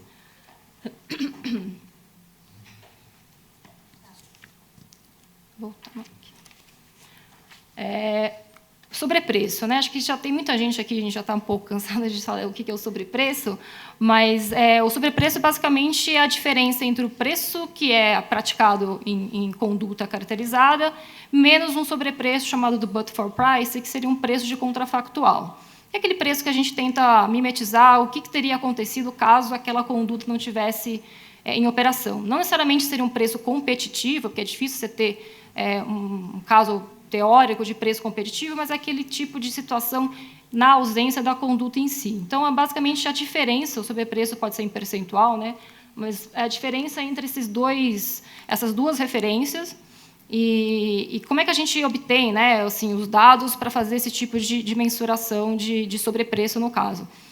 O período do cartel, né, que seria o preço ali do cartel, ele pode ser obtido seja por documentos, no caso de um documento que vem, informações que advêm de um processo condenação do CAD, ou dentro de uma ação, de uma perícia, né, no caso que é feita dentro de uma esfera civil de reparação, você solicita dados ali do período da época de cartelizado, você tem essas informações para você ter quanto que é o preço praticado. E o contrafactual, que é a parte mais difícil de a gente obter, mais difícil no sentido de que você tem que ou estimar ou ter algum tipo de preço de contrafactual para poder fazer essa comparação, o que aconteceria caso não tivesse ocorrido a conduta, né? E eu vou comentar um pouco mais sobre quais são as formas, quais são os métodos utilizados para fazer a inferência dessa estimativa do preço no contrafactual. Aqui um resumo, são 3 grandes blocos de cálculos quando a gente pensa em sobrepreço, né? O primeiro bloco, ali à esquerda, ele trata dos chamados de métodos de comparação. Acho que algum de vocês já devem ter visto em alguns cálculos feitos ou na autoridade, ou mesmo, principalmente lá fora, a Europa usa bastante esse tipo de metodologia, chamados métodos de comparação, onde a gente tem 3 grandes formas de fazer a estimativa do preço no contrafactual. O primeiro são métodos chamados do cross-section, é quando a gente faz a comparação entre, por exemplo, mercados que são passíveis de... mercados investigados vis-à-vis aqueles mercados não investigados, ou grupos de empresas investigadas, aqueles que são ausentes de qualquer tipo de investigação, ou países, ou seja, sempre pensando grupos de comparados, onde tem um grupo de tratamento, um grupo de controle, se naquele controle ele tem que estar ausente de qualquer tipo de suspeita, né? Então, basicamente, você fazer essa comparação entre grupos e entender qual é a diferença entre esses grupos, e essa diferença mediante controles que a gente, pensando um pouco em modelagem econométrica, né, se for uma coisa um pouco mais sofisticada, que seria o recomendável, é você controlar, porque você pode ter grupos que não necessariamente são comparáveis. Então, é ideal sempre adicionar ali informações, controles, diferenças seja de produção, do custo de produção, outras informações que poderiam isolar outros efeitos e deixar apenas a filtragem para só o efeito cartel ali, tentando computar o que seria um preço na ausência dessa conduta. O segundo bloco, ele trata com séries temporais, né? Quando a gente faz aquela estimação que você já deve ter visto sobre o antes, durante e o depois do cartel, sendo que o durante é o tratamento, ali o controle você usa tanto ou só o antes ou só depois, ou antes e depois, para a gente ter essa comparação do que seria o ideal em termos de efeito, isolando o efeito cartel, né? E o último, chamado DIF-INDIF, né, que é o diferenças e indiferenças, ele une tanto diferença entre mercados quanto diferenças ao longo do tempo. Então, ele é ideal porque ele somatiza diferenças temporais e diferenças entre mercados, e tudo que controlando também por outras características, todo o resto, digamos assim, filtrando, ele passa a ser o efeito do cartel. O segundo bloco, chamado de análise financeira, ele entra em consideração para cálculos desse contrafactual dados de lucratividade, rentabilidade das empresas. Também tratando com comparações, você tem um grupo de empresas suspeitas e não suspeitas, só que você precisa de informações um pouco mais confidenciais, no sentido de dados de margem, de custos, que nem sempre são fáceis de se obter, mas você também teria uma comparação ali de, por exemplo, alteração ao longo do tempo de margens, de comportamento de custos, empresas que são comparáveis entre esse grupo de suspeitos e não suspeitos. O terceiro grupo de métodos é o chamado de estrutura de mercado, onde, para calcular o preço no contrafactual, utilizam-se alguns modelos teóricos de como que é aquele comportamento, como que a dinâmica de mercado se comporta, né? Por exemplo, esse mercado tem um tipo de dinâmica mais parecida com Bertrand, com Cournot, produtos diferenciados. Será que é uma competição monopolística? Será que é um tipo de competição de leilão? Ou seja, ele tenta buscar referenciais teóricos. Você faz uma simulação baseado nessas referências tópicas teóricas e tentando, com isso, calcular o que deveria ser o preço mediante a esses benchmarks de teorias de organização industrial. Ele é muito mais complexo, porque ele requer muito mais premissas, hipóteses por detrás, mas é uma forma que poderia ser utilizada para fins desse cálculo desse preço no contrafactual. Tendo esses 3 grupos, grandes grupos de formas de cálculo, o que tem sido mais usado, somente tomando com base lá fora, né, a União Europeia tem bastante utilização desses métodos para fins de cálculos em ações de reparação de dano. Aqui a gente, enfim, tem pouca, a gente tem alguns casos tramitando, mas o que pode ser mais usado, mais factível de ser implementado, são os métodos de comparação. Pode ser usado tanto diferenças de mercados, tanto diferenças ao longo do tempo, ou essa mistura que é o chamado de diferenças em diferenças, onde você usa diferença entre mercados e diferenças ao longo do tempo. O ideal é sempre considerar uma utilização via modelos estatísticos, econométricos, porque, com isso, a gente conseguiria controlar outras características que poderiam justificar aquela alteração de preço, porque não só a comparação de médias, né, basicamente pegar 2 grupos investigados e não investigados e só comparar médias, ela não é o ideal e não é o adequado, porque você poderia ter outras características que justificariam aquela diferença de preço, que não seria o cartel. Então, o modelo econométrico ele permite te adicionar outras variáveis relevantes para esse tipo de comparação. A abordagem de estrutura de mercado, como eu comentei aqui, apesar dela ter todo um aparato metodológico de referências de como é que aquele mercado se comporta, ele tem um porém muito relevante de ter que impor muitas premissas e que podem, além de ter resultados muito díspares, depender de qual referencial que você usa, ele requer muito pressupostos muito fortes que nem sempre você teria ali o conforto de impor. E, por fim, a abordagem financeira tem essa dificuldade que dados de margem, de custos, nem sempre estão disponíveis. Então, por conta de tudo isso, a abordagem comparativa ela acaba sendo um referencial mais direto para ser usado no cálculo de dano. Um ponto além do sobrepreço, né, tudo isso foi falar um pouco sobre o primeiro fator, que é o cálculo do sobrepreço. Com essa mensuração sendo feita, os 2 outros fatores relevantes são o efeito do repasse, né, o que é o chamado do pass-on, e o de perda de vendas. O pass-on tem aquela estrutura pensando um pouco ao longo da cadeia, sempre lembrando que, dependendo de quem move a ação, se vai ser o consumidor final, o consumidor direto, o intermediário ou o final, tem sempre que pensar como é que se ele consegue ou não consegue, se ele tem a capacidade, de fato, de repassar aquele aumento de preço para o seu elo da cadeia à frente, né? Então, ele é esse efeito que você tem que considerar em termos de cálculo do dano final. E o efeito perda de vendas é aquela consequência. Se existir efeito repasse, necessariamente se requer fazer análise de efeitos de perda de vendas.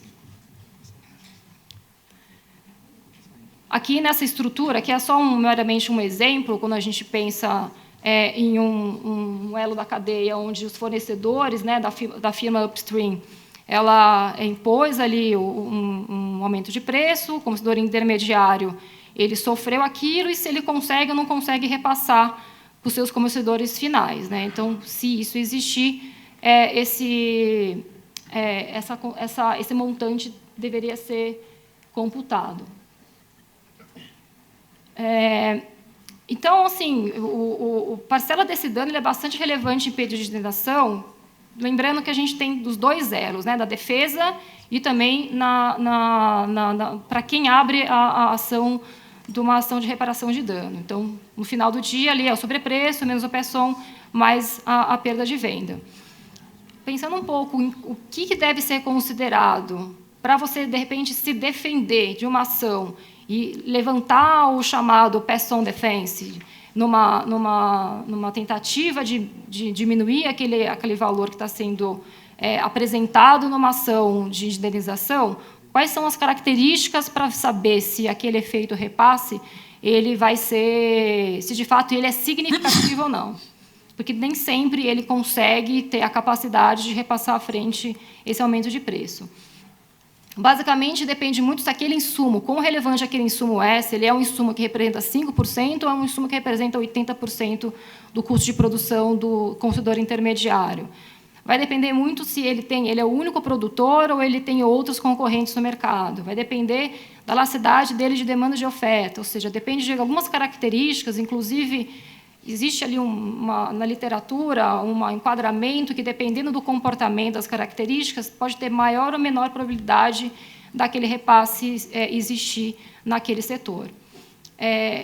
De uma forma geral, em enquadramento geral, existem dois tipos de efeitos do repasse na consideração de um cálculo de dano. Quando aquele sobrepreço ele atinge todos os consumidores diretos de forma unânime, ou seja, eu sou cartelista, aumentei o preço para ele, todo mundo aqui, todos são meus consumidores, todo mundo teve o efeito de forma equitativa. Então, esse é um tipo de comportamento chamado de efeito impacto em toda a indústria, em que todo mundo teve o mesmo tipo de efeito do meu aumento de preço. Então, provavelmente, nesse enquadramento, o efeito repasse ele é significativo. Agora, imagine que eu sou integrada com ele, eu não repasso o meu sobrepreço para o Vinícius, mas todos os demais eles vão ter esse efeito do aumento de preço, do sobrepreço.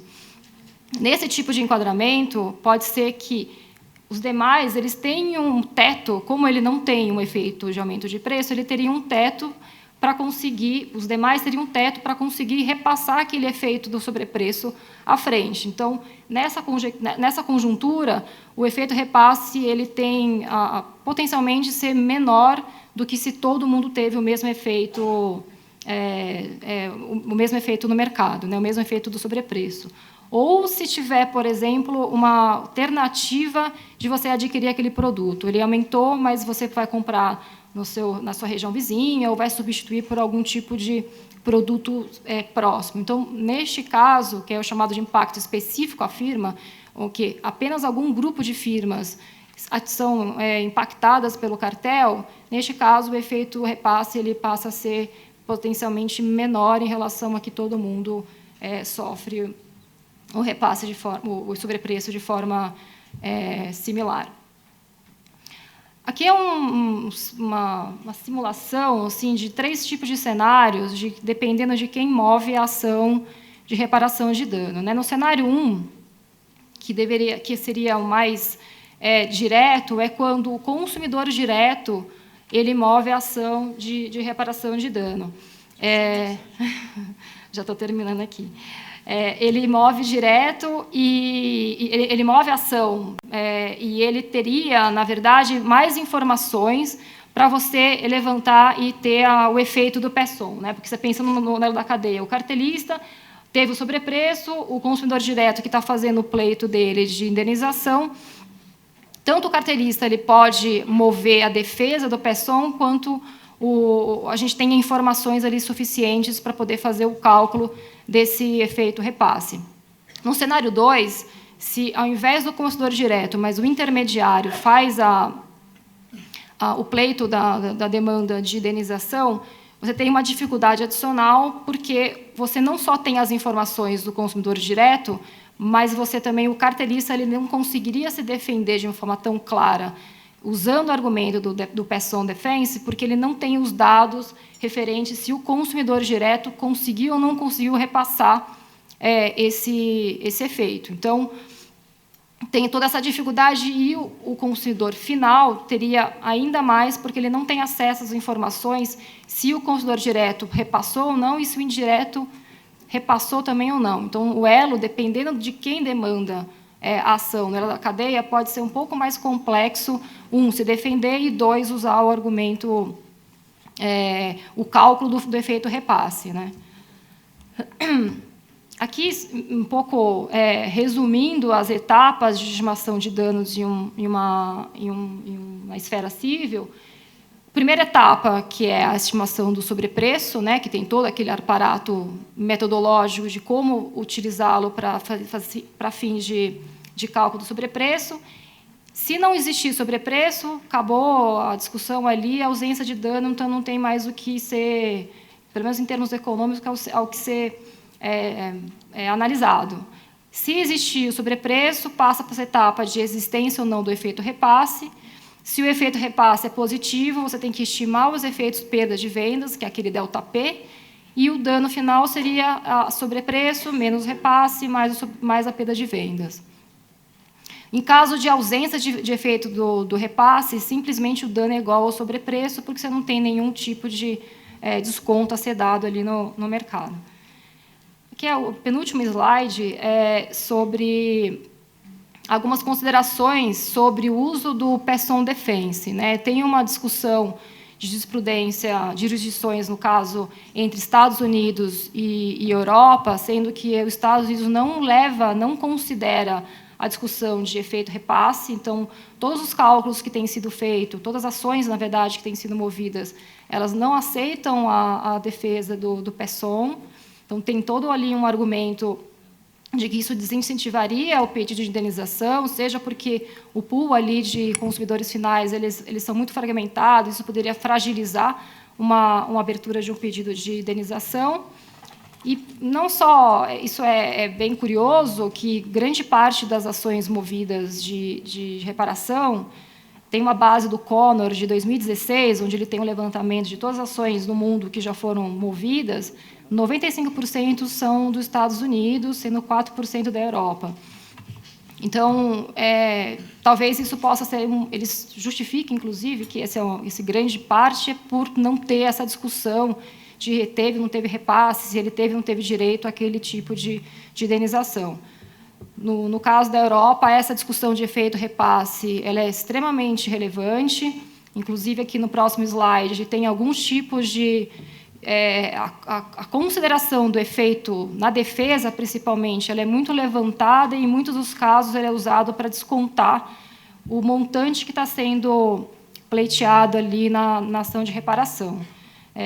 Aqui tem algumas estatísticas onde mostram, onde está em azul, ali está por países, não sei se dá para enxergar direito, mas o que está em azul é quão relevante foi o uso da defesa do Person para que aquela ação tenha sido descontada no valor final da indenização.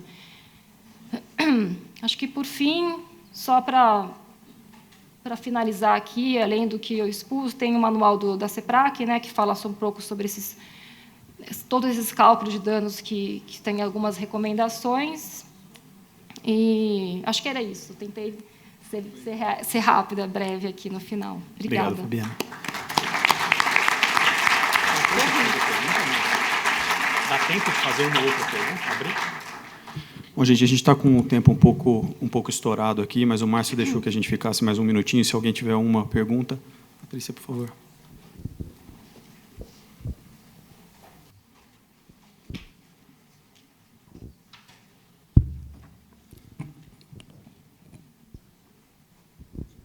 Obrigada, parabéns, Marcos e os demais palestrantes pelo painel. Eu queria fazer uma pergunta para o procurador. Primeiro, agradecer em nome da classe a não competição, a não concorrência pelo CAD, pelas ações. A gente fica muito feliz, porque a gente não curte muito esse negócio de concorrência. Agora, a minha pergunta, não ficou claro para mim como que vai ser, qual que vai ser esse critério de escolha do CAD para entrar com as ações de indenização como autor. Eu queria que o senhor pudesse falar um pouquinho mais sobre isso, para mim não ficou claro. Obrigada. Obrigado, Patrícia, pela oportunidade. mas o critério é analisar o direito difuso, certo? E há multiplicidade, se você for dar uma olhadinha lá no artigo 82, o inciso 1 e 2, ele fala no cabimento, por exemplo, quando você não tem como identificar ou quantificar as pessoas que foram atingidas. Aí sim, é o momento de atuação do CAD como sendo a persecução de um direito coletivo. Mas se você sabe especificamente que foi empresas A, B e C, ou consumidor X, Y e Z, que foram os prejudicados, se não houver a questão de hipossuficiência, nós não iremos ingressar com a ação, pelo menos não pretendo propor, a menos que o tribunal entenda, o tribunal pode entender, independentemente da minha proposta, que, nesse caso, deveria ser proposta a ação. E, se assim o for, eu farei. Laura, por favor. Boa tarde a todos, obrigado pela palestra. Senhor procurador, sem entrar no mérito da legitimidade ou não do CAD propor essas ações, na sua visão, proposta uma ação de reparação de dano pelo CAD, uma vez que o CAD tem jurisdição nacional, estariam impedidos todos os outros demais legitimados para entrar com as mesmas ações de reparação de dano? Não, minha resposta é processual para isso. O fato de propor uma ação civil não impede que os outros entrem. Né? Não há sequer litispendência. Lembre que o que vincula são partes, pedido e causa de pedir. Então, não há litispendência, não há. O máximo que se pode pensar é numa conexão, nada mais. Caminati.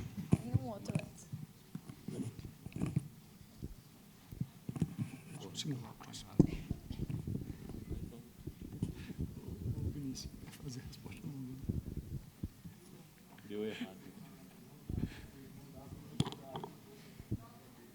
Já pode falar? Estou Alô? adorando esse negócio de não ser mais autoridade. Boa tarde aqui no fundo. Boa tarde, por favor. Meu nome é Rodrigo Zingales. Gostaria de agradecer aí pelas palestras e debates aqui apresentados. E a minha, na verdade, é mais uma provocação do que uma pergunta propriamente dita, que seria o Dr. Walter, na sua apresentação, ele chegou a comentar que essas ações que serão apresentadas pelo CAD seriam apenas contra as empresas que foram condenadas pelo órgão. E aí uma provocação que eu faço é, se a nossa lei, ao definir a leniência, ou como requisito da leniência, a confissão de culpa do agente leniente e também a resolução do CAD, número 2, a resolução do CAD que define que para o TCC seria também necessária a confissão de culpa, a minha provocação e pergunta seria, por que também o CAD não poderia mover as ações contra o leniente e os signatários do TCC? Eu falei isso na apresentação em razão da regra de ouro dos acordos, que é que quem colabora não pode estar nem na mesma situação, nem em situação mais desvantajosa do que quem não colabora. É simples. Se assim não fosse, era um absoluto desincentivo ao programa de acordo, e isso aí é possível. Obrigado. Desculpem a objetividade nas respostas, mas como eu estou vendo que várias pessoas querem me perguntar, eu estou tentando ser mais pontual. Eduardo Caminati, eu agradeço a objetividade e insisto no tema. Serei bastante breve e objetivo.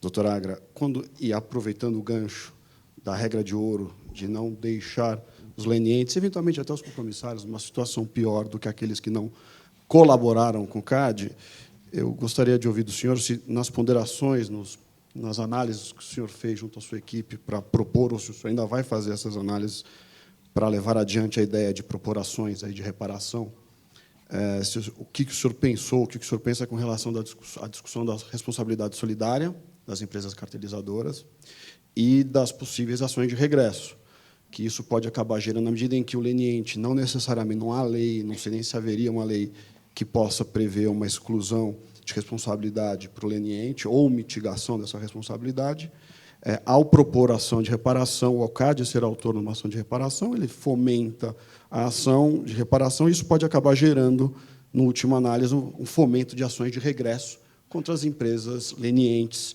e compromissárias. e aqui eu não vou discutir quais são os valores que devam ser defendidos ou não, mas, de modo objetivo, entender se isso, na visão do senhor, não pode gerar um desincentivo ao programa de leniência, que é um programa que, certamente, em última análise, tem uma importância muito elevada e que acaba gerando, inclusive, a proteção à coletividade e ao consumidor. Obrigado, Eduardo, pela pergunta. E é justamente em respeito ao programa de leniência e o programa de acordo que os compromissários e os lenientes não serão demandados. Porque você tem que partir do seguinte pressuposto: a Procad só pode cumprir as decisões do CAD. Então, em termos de cartel, o que eu vou ter é uma decisão que condena ou arquiva em relação a algumas pessoas. Óbvio que eu só vou poder promover a ação cumprindo a decisão do CAD, que este é o meu dever, e é o dever da Procad. Então, eu vou propor as ações contra quem for condenado. E eu gostaria de lhe lembrar que responsabilidade solidária não quer dizer responsabilidade obrigatória. Até por isso temos diversos instrumentos de intervenção de terceiro, como chamamento ao processo, né? Então, as partes podem ser processadas, alguns ou todos. E, neste caso, eu processarei, se o CAD autorizar, todos quantos sejam condenados. Só mais uma última pergunta, por favor. Tchau, Cortez. Eu queria parabenizar primeiro as apresentações e colocar uma pergunta para a mesa. Hoje em dia, você vê no CAD uma despreocupação, ou não consideração dos efeitos econômicos para a definição do cartel.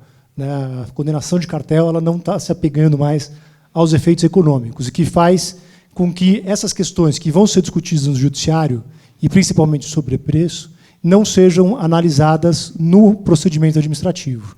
E essa questão, sem dúvida, vai ser um dos grandes desafios para chegar numa justa compensação no judiciário, principalmente pela visão bastante conservadora que o judiciário brasileiro tem em relação aos danos. A pergunta, a provocação é se não há um descompasso entre a maneira como o tribunal está lidando com as condenações de cartel, se desapegando da análise econômica dos efeitos e do sobrepreço, e uma tentativa de criar uma cultura nessa terceira revolução baseada no enforcement privado. Não vai dificultar, o CAD não dificulta o enforcement privado quando ele não analisa as questões no procedimento administrativo. Vamos lá, né? Obrigado, Tiago. Esse é um dos pontos também que eu discuto bastante aqui, gostaria de fazer outro registro, o doutor Rodrigo Bellot, que é o procurador-chefe adjunto, a gente vem discutindo bastante isso aí, que é a questão do padrão probatório. E o padrão probatório passa também pela análise econômica. E isso tem sido uma preocupação dos conselheiros, pelo menos nesse último ano que estou no CAD, eu tenho visto a preocupação de cada um dos conselheiros com relação à análise econômica. Tá? Então, eu não vejo isso como um ponto de incongruência ou como um descompasso. Não vejo. Agora, eu não posso vincular o Poder Judiciário a analisar assim o assado, a considerar ou a desconsiderar a feitura de análise econômica ou a não realização de atividade econômica. E hoje, a gente pode ver aqui, teve aqui na palestra do professor Douglas, a questão da especialização dos juizados, digo melhor, das turmas, para que enfrentem melhor o tema. E, muitas das vezes, o que acontece é que precisa, para análise econômica, um conhecimento diferenciado ou especializado na vertente judiciária. E, por não tê-lo, e, às vezes, por não fazer a perícia quando não se tem, passa ao largo do enfrentamento da análise econômica daquelas medidas abordadas pelo CAD. Então, eu acho que entendo que compete ao CAD enfrentar as medidas, fazer análise econômica, fazer análise do mercado, analisar todo o padrão probatório. Agora, quanto ao Poder Judiciário, só quando estivermos no patamar da especialização num grau mais extremado, a gente certamente vai ter a estruturação judicial específica para isso. Obrigado. Alexandre, por favor. Alô? Bom, só para complementar, Tiago, é o seguinte, a gente tem que lembrar que nós estamos tratando de esferas distintas, esfera do direito administrativo e direito civil, e uma trata de vantagem oferida e outra trata de dano. E a sua pergunta no final foi, o CAD não vai atrapalhar as ações, uma vez que em uma ele parte do pressuposto de não utilizar esses efeitos econômicos, e na outra ele faria? Não, de fato, de repente, o que pode estar acontecendo é quando ele trata isso de maneira diferente, e hoje ele já faz isso, hoje a gente não faz cálculo para nada, ele simplesmente não ajuda. Ele não ajuda. De repente, com as ações civis, ele pode, inclusive, ajudar e aumentar o enforcement privado. Agora, lembrando que uma coisa é cálculo de dano, outra coisa é vantagem oferida, e outra coisa é a forma de utilização disso para direito administrativo sancionador e para reparação de dano, que são premissas completamente distintas. E, só para complementar. Completando ainda mais o que o nosso superintendente diz, a gente não pode esquecer a adequação que sofreu o Código de Processo Civil, que força não apenas o pedido ser certo e determinado, mas também, em sendo certo e determinado o pedido, também seja certa, determinada e líquida, não apenas a sentença, mas também os acordos. E só para complementar, eu acho que tem um ponto também que é relevante nessa discussão que o Tiago propôs, que é um debate que ele é meio latente, mas acho que a gente não aprofundou suficientemente. Eu estou falando isso até num ponto de autocrítica, porque eu estava lá, que é a discussão sobre efeito potencial. Uma conduta passada você condena por efeito potencial. E uma coisa é você identificar, tem etapas aí. Uma coisa é você identificar o efeito, mas não mensurá-lo. Outra coisa é você, sem se preocupar com a identificação do efeito, dizer que era potencial, sobre uma conduta passada. Então, essa discussão é relevantíssima. E o outro ponto que é importante também é que, na medida em que a gente, de maneira adequada, penso eu, se direcionou para resolver muitos casos via negociação de acordos de TCCs, esse debate ele também acaba se arrefece um pouco, O debate sobre o efeito, o cálculo do efeito do dano, esse tipo de coisa, numa negociação de TCC, isso acaba ficando um pouco mas fica menos accountable, num certo sentido, porque você não tem um julgamento de um processo em que, no final, você está fazendo essa discussão mais ampla. Bom, gente, eu queria agradecer a presença de todos. A gente está com o tempo esgotado.